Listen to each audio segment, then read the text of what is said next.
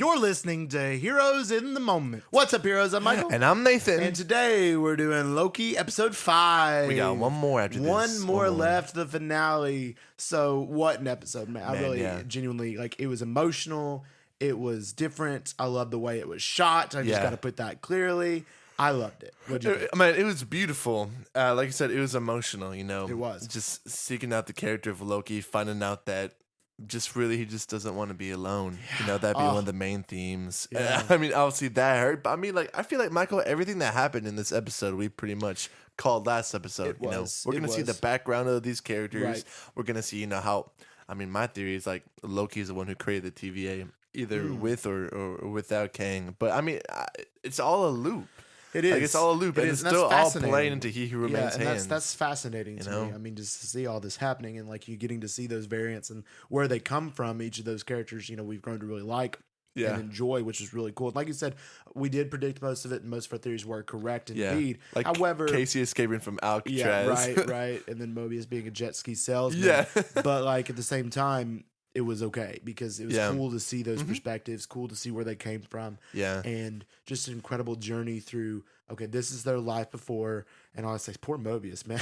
I know, I mean, dude. that's life had to been horrible. Single dad. I think his wife was snapped because I think when it goes and shows his life, it's in 2022. Oh, okay. So I think, they talk about him being a widow, right? Yeah. But they never say she died.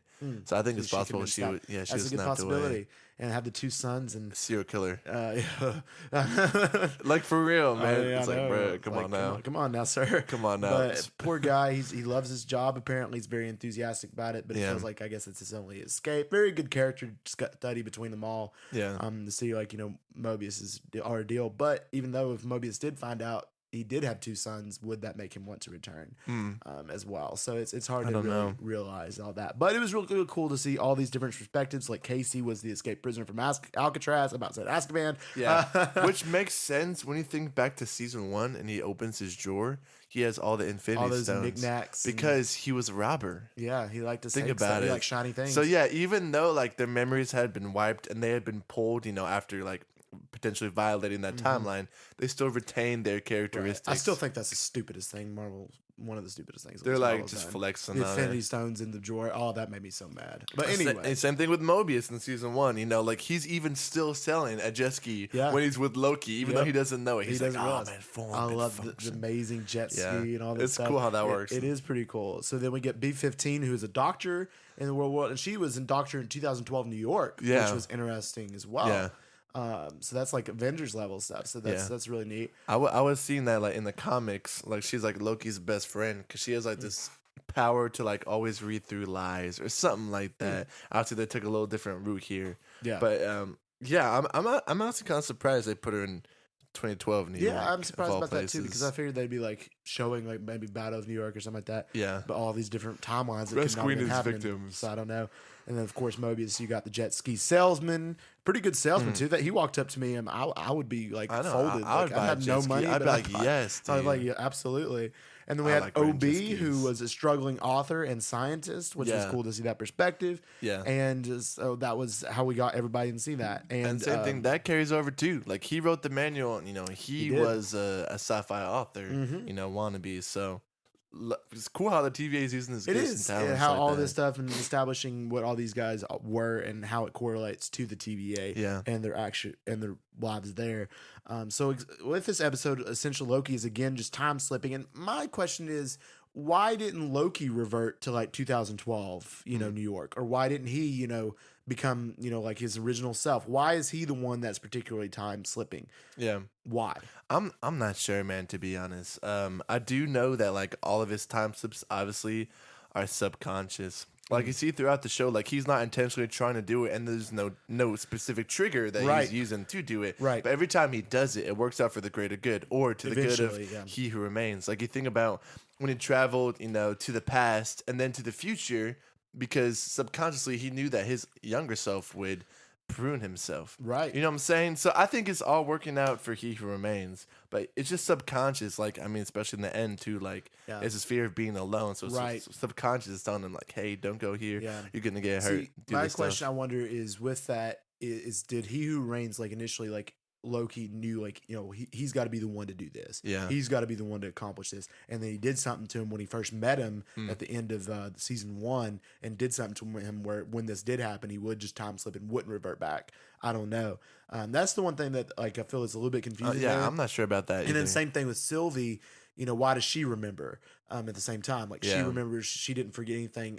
She's a Loki variant, but why would that be any reason why they would not forget after everything that they went through? Which, I mean, obviously we're glad they did, because otherwise everything would be distraught and messed up. And one thing I do appreciate is one problem a lot of movies and shows have had is, Avengers level threats to one character. Yeah. And with Loki, it is an Avengers level threat, but the thing is, it's impossible for the Avengers to know about it. So I appreciate that. Yeah. I'm like, okay, Loki's the only one that can take care of that, and that makes sense. So I'm glad that they're doing that. But at the same time, it's like, I wish they would explain, why is Loki the key figure, and why is he sort of becoming the center point of the current MCU? Well, I mean, I think they'll explain that in the next episode. I don't know about the entirety of the MCU, but I think, like, it's very clear that, like, they're hinting that Loki, like, helped founded the TVA, that he's the one who, like, potentially helped bring these characters in, because, I mean, he was the one who gave them all nicknames between Mobius and OB, and just, like, I don't know, I've been looking back at little clips from season 1. I don't know, I think it's like, I think he just got brainwashed by He Who Remains, but I think, like, he's the key, to the TVA. Yeah, I mean, he has to be for him to be able to time slip and to do all the things that he's doing and have the ability to do that, because, of course, we learned it's more of a power, not just a curse.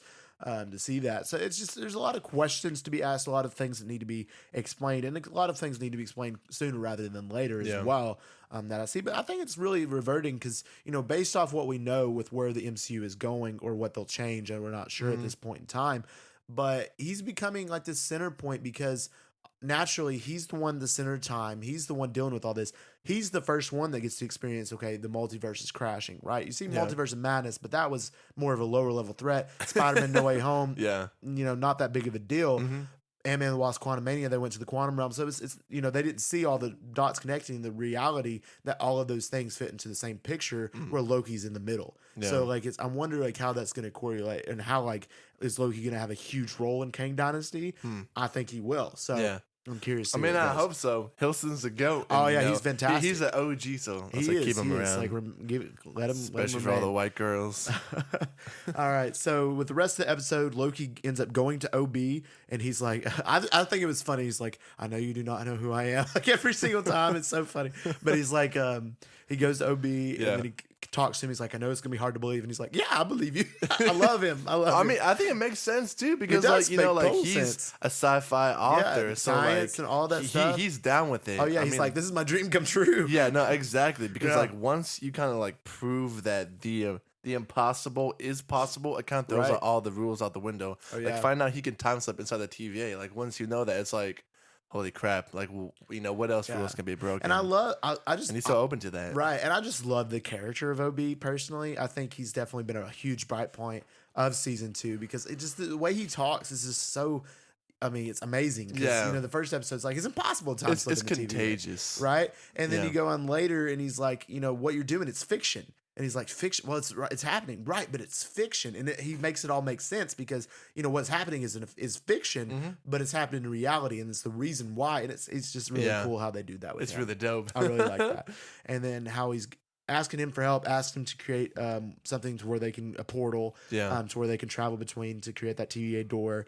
And then, of course, he goes to see Mobius, convinces Mobius, we need your help. You come right back to this time. And which is, it's cool to, like, go back and forth and compare and contrast, like, Mobius here, which is obviously, do we get his actual name, his real world name? I forgot what it was. I'm not sure. But we got him there in his real world, and he's like, my kids, my work and stuff, and very hesitant to go with him. And then over the TVA, he's like, I don't want to go back. Everything is, at TVA. So that, like, difference, but at the same time, you realize, okay, the Mobius in the TVA was all for the TVA, all for the TVA. This Mobius, who is in the real world, he did go with Loki. So he's like, okay, he's for the TVA, even subconsciously without knowing it. So I think that's interesting as well to develop. So we go back. Obi comes back. It's been 18 months since he last saw Loki, which was interesting. That's like, wild. My wife divorced me and all that stuff. I'm like, I'm sorry, Obi. I hope your career is going well. I know. Everything failed because of that. Yeah. Poor Obi. Poor guy. That was yeah. And he recruits Sylvie, or tries to, and I still don't understand why Sylvie's normal. It just doesn't make any sense. I don't either. I guess it's just because they were both at the edge of time with He Who Remains, and that's how. I don't know. I don't know. I think, throughout the show, you have themes of free will versus determinism. And obviously, Sylvie stands very much on the side of free will. Yeah. So it doesn't surprise me that she's not going along with any of the bull crap and that she remembers everything. As for an explanation, I don't know why. Yeah, I don't know. But that's essentially her character, you know? And she went back to her world that she wanted to. How did she choose that? Yeah. Because that's not where she was originally there. Why didn't she revert back to Asgard on her world? Or why, Maybe she was trying to forget. I don't know. But how did she get there? That's the questions that I confusing. think that would be explained in the last episode, but I think it's very possible that we see Loki either putting them there or recruiting him back. Like I said, it's all a time loop. So there's no start and there's no end. It's just the same thing with He Who Remains, controlling it all. Yep. And then we get to the conversation between Sylvie and Loki at the bar, and we've been talking about referring how Loki, he's so passionate about solving this issue, doing this for the TVAs, the TVA, and why is he so passionate about the TVA too? I think that also reinforces your theory of him being one of the creators, but also it's the reality that Loki all his life has been working hard or doing something, having something in place for his own selfish reasons, but now he realizes he doesn't want to live his life alone. Yeah. And that's beautiful. It's great character development. I mean, incredible to see how far Loki has come, to go from having really pretty much everything with his friends and Thor and everything in the first one, and then betraying all that because it wasn't enough. Yeah. And then slowly building to his death. And then this Loki seeing that and what happens because he was alone, and then now realizing I need my people. That was beautiful. That's awesome. Well done. And Sylvie helps him realize, even though Sylvie herself is being selfish because she wants to stay in that world and wants to keep everything away, but tells Loki, can't blame her. just forget it. Everything's fine. Yeah. But the reality is, her reality turns to spaghetti noodles or dust. Yeah, the old temporal radiation. I know. There's one part in the beginning of the episode, you can see one of those radiation signals on the wall. So I guess that's what happens whenever it's just collapsing in on itself. I mean, we see later that He Who Remains constructed it as a failsafe. All things go wrong. This is what happens. This is how ugly it looks when this is being destroyed. Right. Yeah, and I personally feel bad for the record shop owner. That guy, he was a legend, and I appreciated him. And when he was like, Sylvie, I was like, man, get your 10 seconds of get your time. Oscar real quick. That right there, man. I was like, yes. And he was just running, and he just dies right in front of her. I'm like, no, I like that guy. It's my favorite character in all the MCU. No, I'm just kidding. But then we get Sylvie, she time portals out, goes to Loki's like, okay, shut up. I was wrong. We got to fix this. And he's like, what? After telling them, I'm sorry, you go back to your lives. And then Bubby's like, wow, why'd you bring me here? What was the purpose? Yeah. No, that's good. Good. I'd be asking the same question. I would be asking the same question. You brought me here for this. Absolutely. And then all of that ends up turning to spaghetti noodles after, I'm sure Casey was probably the one that stole the thing. I don't know. Maybe it was. Maybe it wasn't. I don't know. It could. I didn't think about that. It could have been Casey. Yeah. Well, I mean, they blame him though, and he denied it, but at the same time, he's the thief. But then again, it could have been somebody else who did it. It has to be somebody else. It probably is just for the suspense of it. Miss Minutes. You think so? Yeah. It was weird not being frightened by her every second. Her presence is. I love it. It's so good. But then after everything starts to turn to dust, Loki finally is panic mode. And he learns how to time slip himself. And that was epic. That was an epic moment in the show. I really appreciate everything's turned to dust. He's trying to grab hold of it. And then he looks at himself and he realizes and he just does it. And he goes back and he's like, wait a minute, I know how to fix it. And then he goes all the way back with OB at the original TVA. And it's ooh. And a lot of people I watched this with my mom. She was like, so this episode is kind of purposeless. But I was like, no, I mean, I get what you're saying. Obviously he just goes back.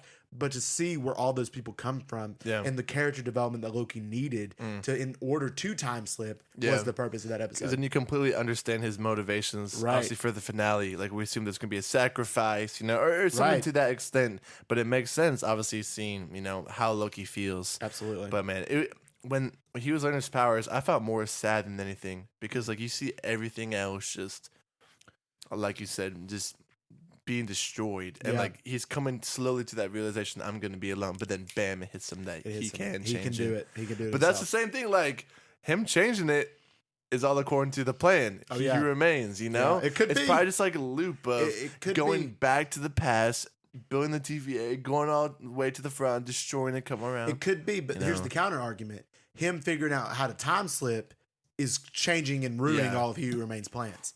Like, I mean, I agree with you. It could be that, but it also could be the complete opposite to where Loki learning how to time slip was not in his vision at all, and him going back and doing this stuff is ruining all his plans. So that could be definitely possible as well. I wonder now that he knows how to time slip, like how they'll show in the next episode, because also we know the next episode is going to be about the origin of the TVA. Yeah. So I wonder if we're going to see it through flashbacks, because we shouldn't, according to that theory, be seeing it through Loki, because he should be fixing it.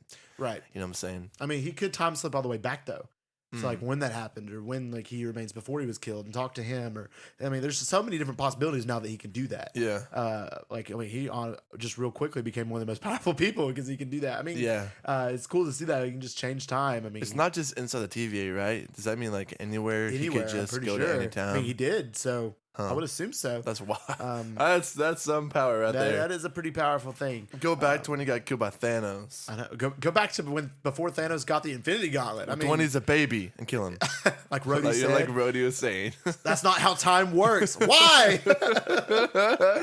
I mean, I'd be tempted to do that. But yeah, but I mean, that'd be tough. But the ending of that episode was super sweet. I just liked it, like when he time slipped back to TVA and is there with Obi, and then you hear the don don don don. I thought that was so cool. That was tough. That was so good. But it makes me excited for episode 6 and this finale. This finale is like really good. It could possibly beat Loki season 1 and as good as it is. I mean, I think it's getting up there. It's a possibility. Should we do like a prediction for the finale? Like what will happen? Yeah, we can. Yeah, like a little brief summary. Because I'm not sure. So Loki's gonna go back. Obviously, he goes back to TVA. He fills them in on what occurred. Okay. Naturally. Yeah. What's gonna happen? Develops a new plan. Victor Timely will obviously be back as well. He'll be turned before he turned to dust as well. Oh, and he's gonna know about it too.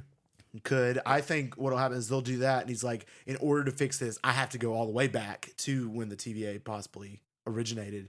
And he'll go back then, talk with He Remains or something along those lines, see what's really going on. But when he time slips back, He Remains will recognize him and all the way back. And be like, what if like he sees himself when he goes all the way back to the beginning? Ooh, could be. That'd be cool. And then everyone else like who works there obviously gets brainwashed. So when he's brought in season 1, they're not like surprised. Yeah. So to see their maker. That'd be fire. It could be. So we'll see. So fire. We'll see. I don't know. We'll have to. Hopefully it'll go hard and it won't be like traditional Marvel finales. But overall, I'm excited. Yeah, Any other thoughts? I am too, man.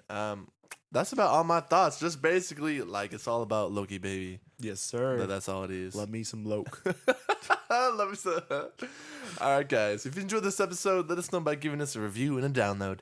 Our podcast, Here's in the Moment, is available on all major podcast platforms, so check it out. If you want to stay up to date with all of our news, announcements, new episodes, check out our Instagram at Here's in the Moment. And we just want to thank y'all for listening, and as always, we love you 3000.